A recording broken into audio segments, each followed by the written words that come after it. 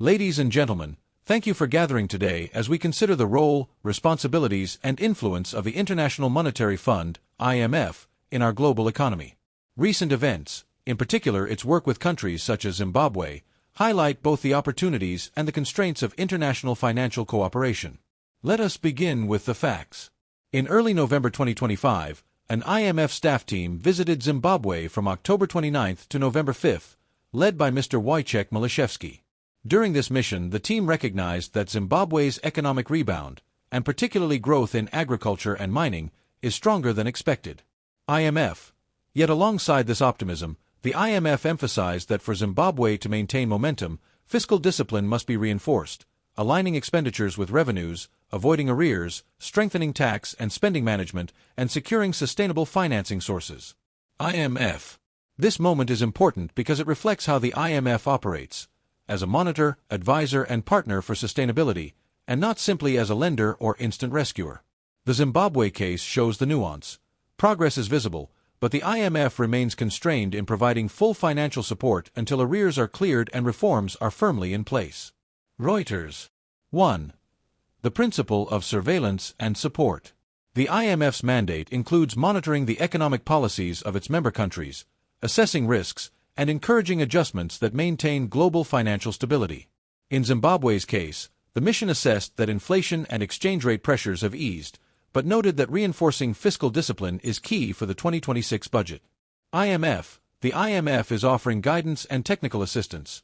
Women and men in global finance may see this as soft support, but the advice is serious.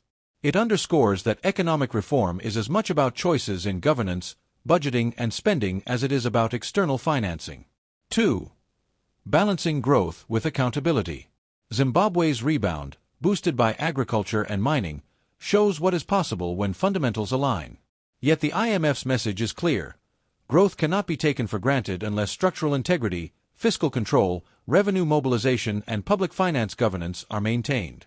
When the IMF emphasizes aligning expenditures with revenues and available non-inflationary financing sources, it's raising the bar for responsible policy. IMF. For member countries, this means, you may grow fast, but if that growth is built on unsustainable deficits, debt, or arrears, the risk of reversal looms large. 3. The constraints of lending and arrears. Zimbabwe's case also highlights a central tension. The IMF can advise richly, but it cannot always lend, or facilitate new lending, until certain preconditions are met. Because of Zimbabwe's large external arrears, to the AFDB, World Bank, and various creditors, the IMF is unable to engage fully in a lending program until arrears are cleared. Reuters. This constraint is a reminder. Access to global finance is increasingly conditional on policy credibility, debt servicing, transparency, and reform. 4. What this means for stakeholders. For governments, the IMF's engagement means that future budget formulation, public finance management, and revenue reform cannot be deferred. In Zimbabwe's case, the 2026 budget must reflect realism, not only optimism. For citizens, these institutional dialogues matter because they affect services, inflation, currency stability, and job prospects. When a nation aligns spending to revenues, it improves the odds of sustained growth, employment, and lower inflation.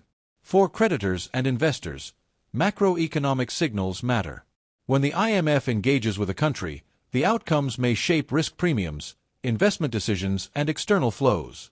The message of fiscal discipline is not abstract, it is a signal of credibility.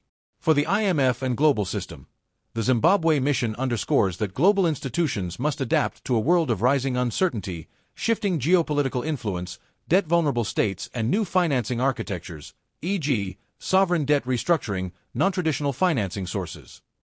The IMF's advisory role remains central, but so does the challenge of relevance, timely action, and equity. 5.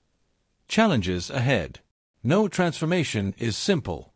For Zimbabwe, and for other countries seeking IMF engagement, several headwinds emerge. Domestic political economy and reform fatigue, revenue mobilization, subsidy reform, cutting arrears all carry trade-offs. External shocks, commodity price changes, climate impact on agriculture, global interest rate shifts, all may rupture expectations. Debt overhang and access to capital markets. Being excluded from meaningful lending until arrears are addressed means countries must manage on tighter margins for longer. Institutional capacity, strengthening tax agencies, public finance management, central bank independence and governance frameworks takes time, and the IMF's guidance is necessary but cannot substitute domestic ownership. In conclusion, the story of the IMF's current engagement is not one of dictation, but of partnership, or at least attempted partnership.